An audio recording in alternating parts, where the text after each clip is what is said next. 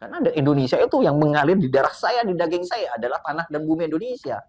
Tapi ketika terjadi seperti ini, maaf, saya tidak mencari kambing hitam siapa yang salah, siapa yang benar. Ayo ini menjadi modal bersama dan menjadi PR komodal bersama kita ini kan. Melihat Sumeneb sekarang, menurut Om Ibnu akan menghadapi krisis identitas itu? Pasti.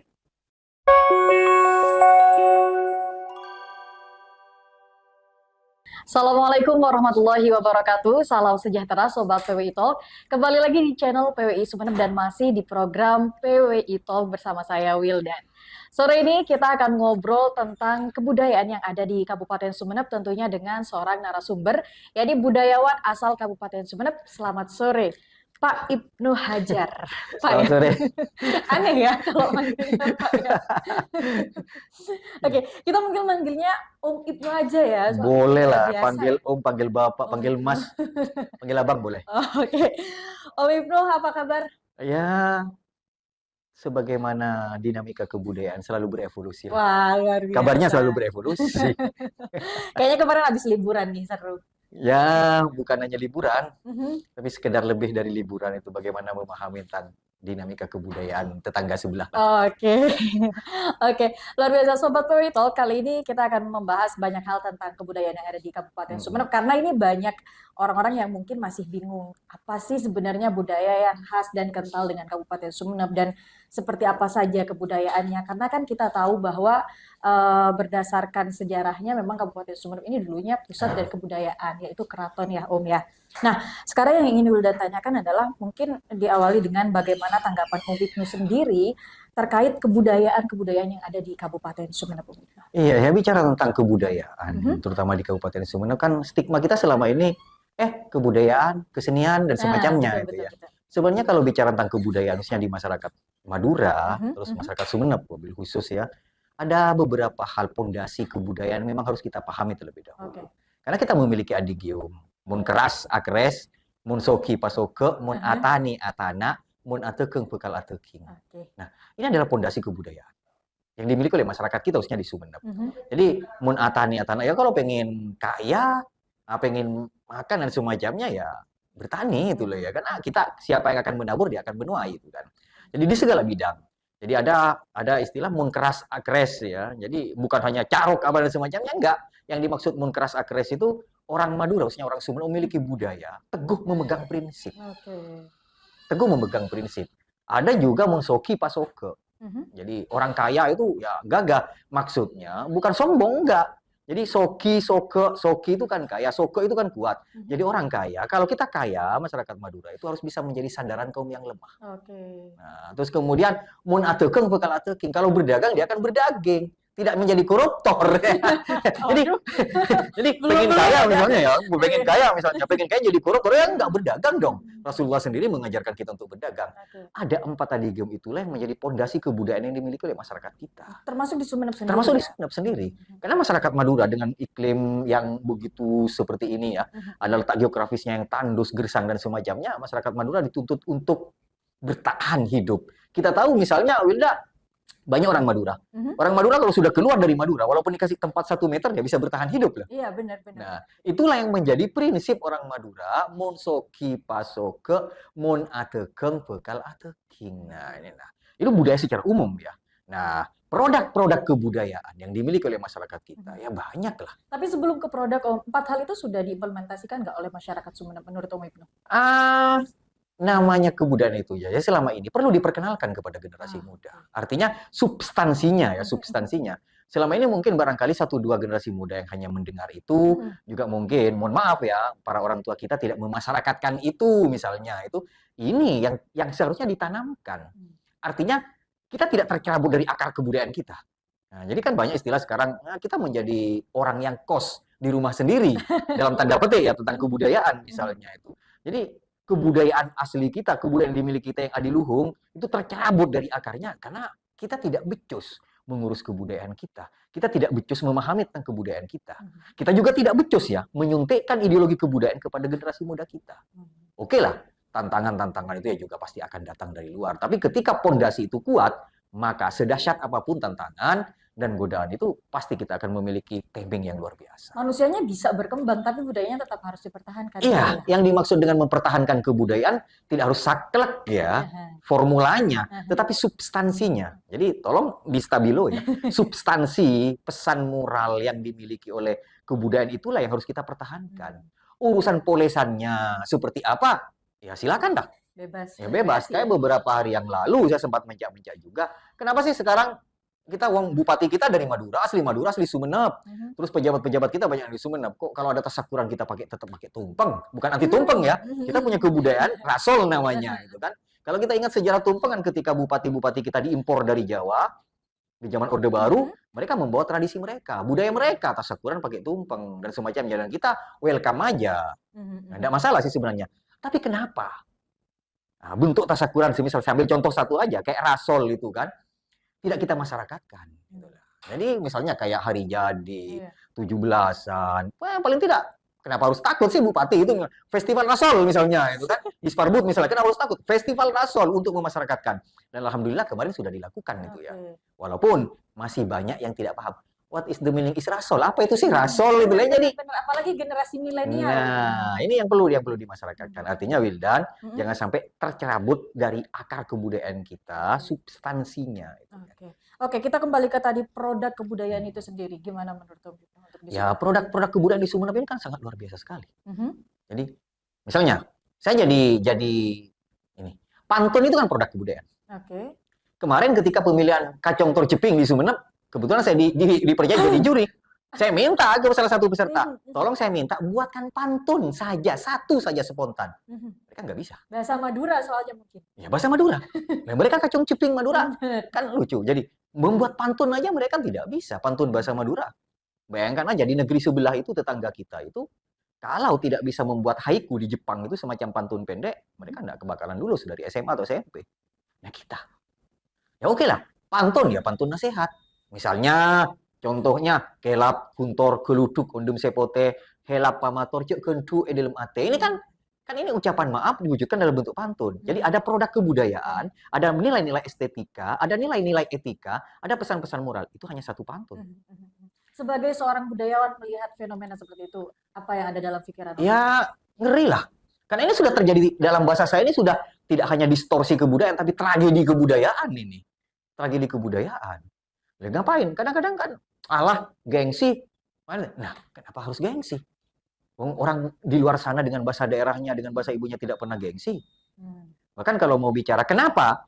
Andep asor untuk kebesa. Itu kan mengajarkan kepada kita tentang etika dan moral. Jadi, oke lah. Kalau akhlak, berlaku universal. Jadi, tapi kalau etika, kita sama-sama memiliki moral.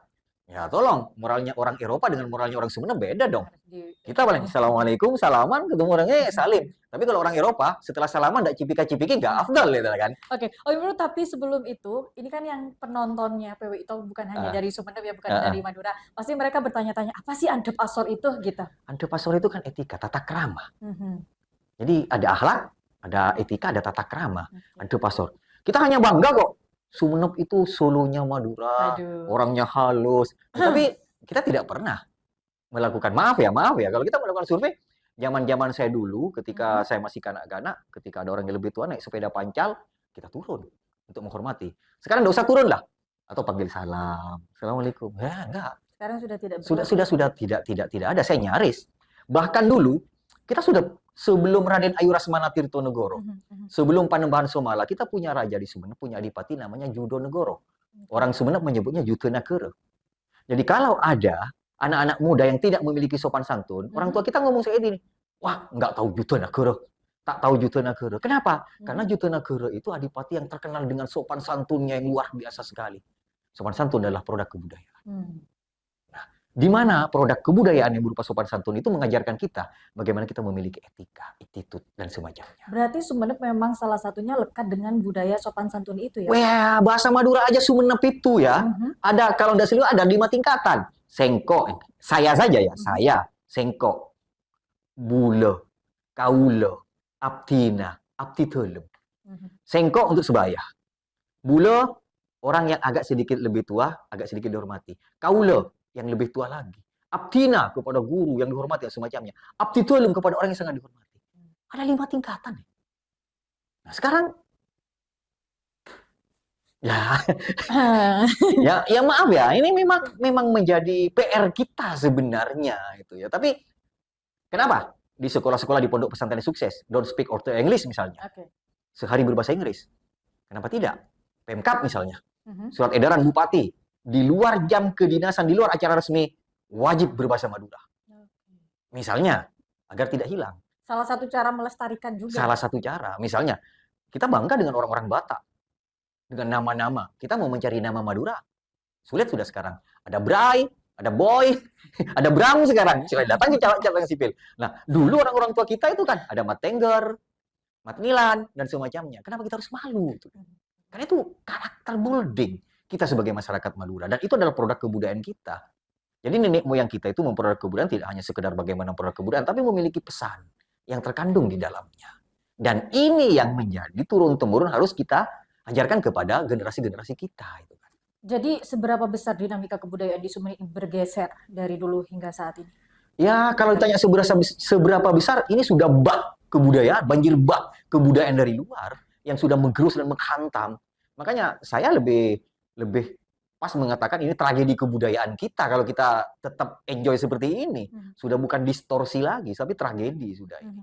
Dan ini menjadi sesuatu yang sangat fatal sekali kalau kita biarkan. Akan berdampak pada hilangnya kebudayaan Sumeneb itu sendiri nggak sih? Pastilah, tidak hanya berdampak pada hilangnya kebudayaan, tapi berdampak pada perilaku masyarakat itu sendiri. Perilaku masyarakat itu sendiri. Kenapa? Karena di dalam produk-produk kebudayaan yang memiliki nilai adiluhung, substansi dan semacamnya, ada lagi kayak gini. Sapa-sapa se pernah ngikek cangkir rasengko, jeria taritan nasengko. Sapa selanyala kau orang jeria sengko musona kia. Kalau saya terjemahkan bebas, barang siapa yang pernah menggigit gelas di rumah saya, dia adalah saudaraku. Siapa yang bikin masalah dengan orang itu, akulah pembelanya juga. Ini kan persaudaraan yang luar biasa sekali yang dimiliki oleh masyarakat Sumeneb ya, terutama masyarakat Madura.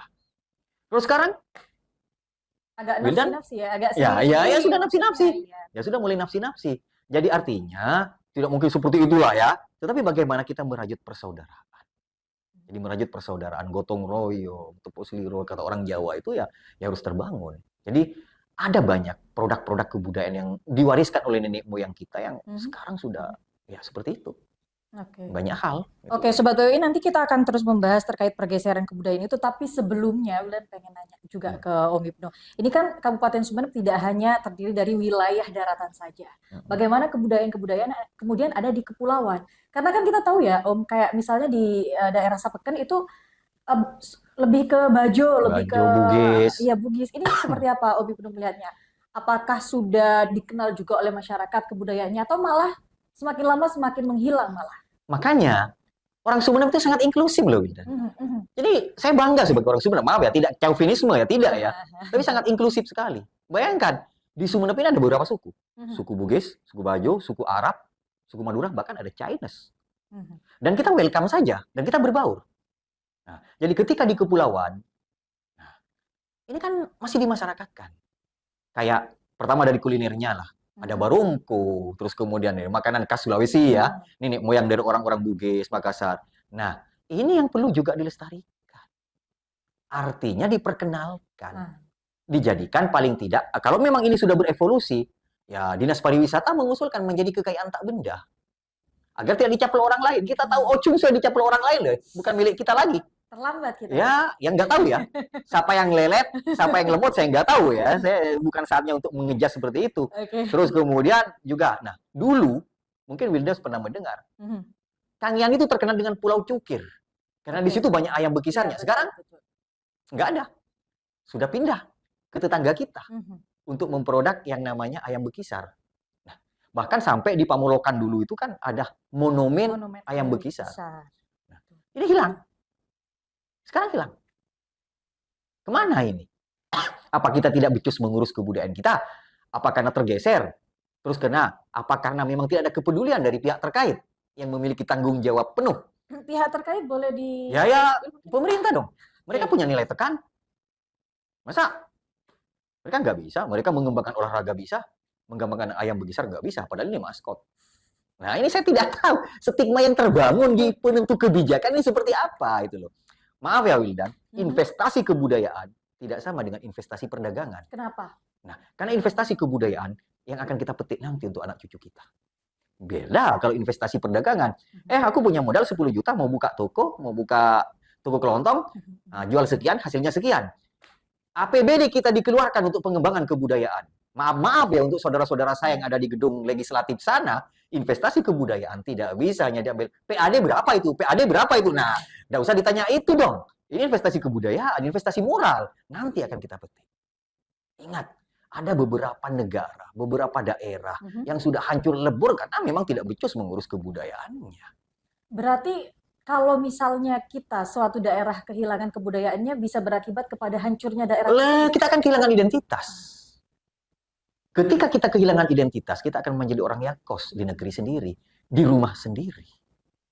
Nah, kenapa? Karena, maaf ya, saya tidak sedang berpolitik ya. Diktator sudah pernah menjadi panglima di negeri ini di zaman Orde Lama. Orde Baru, militer menjadi panglima. Tapi semuanya gagal. Tapi kenapa kok tidak kebudayaan yang harus menjadi panglima? Turki itu bergerak maju itu karena membangun paradigma kebudayaannya. Bagaimana dulunya yang namanya Hagia Sophia itu, saya tidak perlu bicara itulah ya. Nah, terus kemudian Turki menjadi sebuah negara yang sangat kuat. Bagaimana Jepang tahun 45 Wildan kita proklamasi menjadi negara yang merdeka dan berdaulat. Tahun 45 Jepang itu porak-poranda karena terus maaf saya tidak membanding-bandingkan. Saya tetap cinta Indonesia. I love Indonesia. Karena Indonesia itu yang mengalir di darah saya, di daging saya adalah tanah dan bumi Indonesia. Tapi ketika terjadi seperti ini, maaf, saya tidak mencari kambing hitam siapa yang salah, siapa yang benar. Ayo ini menjadi modal bersama dan menjadi PR modal bersama kita ini kan. Melihat Sumeneb sekarang, menurut Om Ibnu akan menghadapi krisis identitas. Pasti. Ketika dibiarkan tetap seperti ini, tidak ada balancing power. Saya acungi jempol ya untuk apa ya? Untuk birokrasi kita. Ada event-event puluhan event tentang kesenian dan kebudayaan. Tapi harus ada balancing power. Bagaimana event-event milenial dan event-event yang memiliki substansi kebudayaan. Ini harus dikaji. Maaf, di corong ini saya teriakkan ya, saya sampaikan kepada saudara-saudara saya yang menjadi wakil saya di gedung legislatif sana dan pemimpin saya yang menjadi bupati sana. Itu tolong harus ada balancing power. Event boleh untuk menghibur masyarakat. Tapi tontonan yang bersubstansi tuntunan itu juga harus ada. Oh, ini event hura-hura. Maaf ya, ini event yang serius untuk memberikan apa ya, pencerahan kepada masyarakat. Saya dengar tahun 2024 nanti ada ratusan event. Sudahkah? Nah, event kesenian ini mengusung nilai-nilai kebudayaan. Ada balancing power, ada keseimbangan kekuatan antara event yang sifatnya menghibur dan event yang sifatnya memang memiliki tuntunan dan event-event yang perlu dilestarikan. Tapi melihat event kebudayaan yang selama ini digelar di Kabupaten Sumeneb, seperti apa tanggapan dari Om Ibnu? Ya, secara kuantitas. Kuantitas ya? Secara kuantitas. Kualitas? Secara kualitas saya harus berpikir dulu ya. Saya tidak mengatakan itu jelek. Saya harus berpikir dulu gitu ya. Sampai batu nih kalau kita bicara itu. Jadi itu. Jadi artinya bagaimana? Ayo duduk bersama. Tidak hanya sekedar, oh ini masukan dari masyarakat atau ngadakan ini. Oke, nggak apa-apa. Masyarakat itu perlu hiburan. Masyarakat itu sudah stres, jenuh dengan kemiskinan, jenuh dengan kelaparan, jenuh dengan barang-barang yang sudah mahal, jenuh dengan barang pokok yang sudah sedemikian rupa. Memang perlu dihibur. Tapi bagaimana hiburan itu mampu menyuntikkan ruh kebudayaan, menyuntikkan nilai-nilai substansi kearifan lokal yang bisa mendidik, memberikan tuntunan kepada masyarakat kita. Itu perlu. 50 secara kuantitas, 50 secara kualitas. Tolong dong, tinggal apa susahnya sih? Kayak penentu kebijakan, misalnya itu untuk seperti itu. Sekali lagi investasi kebudayaan dan kesenian tidak sama dengan investasi kita membuka warung kelontong. Karena tujuannya biasanya pagelaran event kebudayaan itu kan untuk melestarikan budaya. Betul. Tercapai nggak menurut Om Ibnu hal itu? Sampai saat ini saya tidak melihat itu. Kenapa? Karena di anak-anak muda kita masih bertanya-tanya. Oh, ini kebudayaan apa? Ini tradisi apa? Ini tradisi apa? Sejalan ketika otonomi daerah digulirkan oleh pemerintah pusat dan dibarengi dengan otonomisasi pendidikan, ini seharusnya harus ditangkap dong oleh para pemerhati pendidikan, oleh insan-insan pendidikan. Kan tidak salah memasukkan muatan-muatan lokal tentang substansi nilai-nilai kebudayaan lokal. Kenapa ini tidak dilakukan? Tidak dilakukan atau belum maksimal? Loh, reformasi sudah berapa tahun, Wildan? Jadi reformasi sudah berapa tahun? Kenapa kok tidak dilakukan? Misalnya Dinas Pendidikan duduk satu meja dengan Kementerian Agama, dengan cabang Dinas Pendidikan Provinsi. Kita hidup di Sumeneb, kita mendidik masyarakat Sumeneb, kita akan menyuntikkan roh nilai-nilai kebudayaan yang memiliki kearifan lokal kepada anak didik kita. Bisa enggak kita bikin muatan lokal? Otonomisasi pendidikan memperbolehkan itu. Kenapa kita tidak tangkap itu? Kalau menurut Om Ibnu sendiri, kenapa kemudian pelestarian budaya atau transformasi kebudayaan dari misalnya generasi-generasi terdahulu kepada para milenial saat ini sangat susah untuk dilakukan? Terjadi missing link, putusnya. Dalam bahasa biologi itu kan terjadi missing link. Putusnya generasi. Kenapa? Karena, maaf, ya pasangan-pasangan muda itu kan larut dengan dinamika hedonisme. Walaupun tidak semuanya ya. Sebagian. Bayangkan, Ibnu Hajar dulu tidak pernah diajari berbahasa Indonesia sama Pak Benemak. Tapi tahu-tahu Ibnu bisa berbahasa Indonesia. Ibnu diajari bahasa Madura. Nah, anak-anak kita sekarang lahir udah bahasa Indonesia.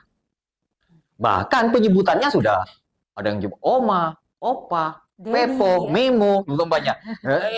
Saya tetap harus bilang Kae, Nyai. Kenapa sih? Nah, orang-orang sana, orang-orang Batak, Opung, apa mereka tetap mempertahankan. Nah, itu menunjukkan bahwa secara hierarki hubungan darah itu kan itu masih saudara.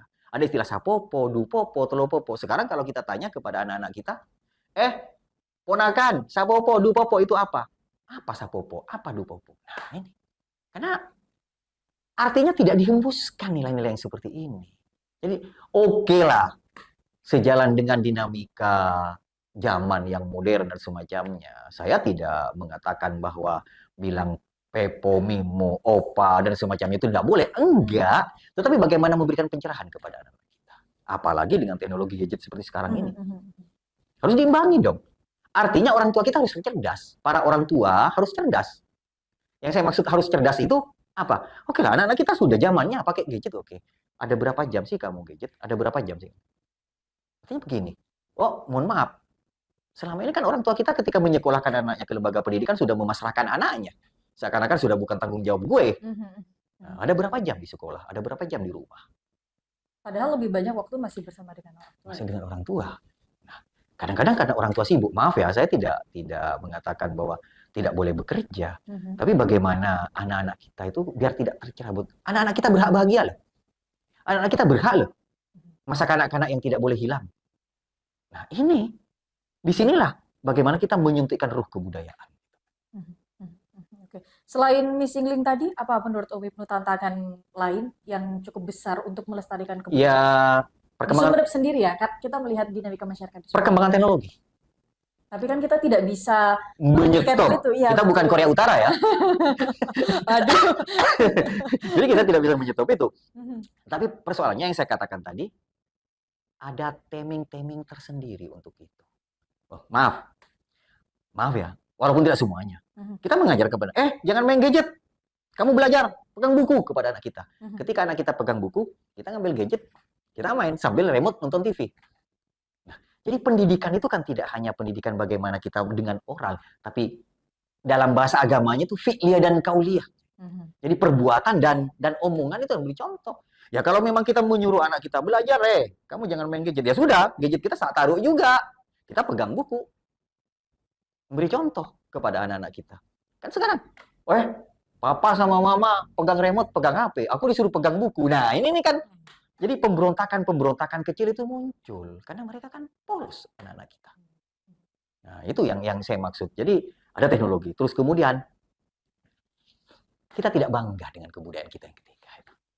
Tidak bangga dengan kebudayaan yang ada di Kabupaten Sumeneb. Dengan budaya kita sendiri. Kita merasa tidak bangga dengan budaya. Apa alasannya kira-kira menurut Om Ibnu? Kemudian seseorang tidak bangga atas budaya yang mereka miliki. Yang mereka miliki. Alasannya apa? Karena dia tidak merasa memiliki sejak kecil. Dia dipaksa ketika sudah menjadi tua untuk mencintai. Ya nggak bisa dong. Karena harus dipupuk, ditanam gitu kan. Siapa yang menabur, dia akan menuai.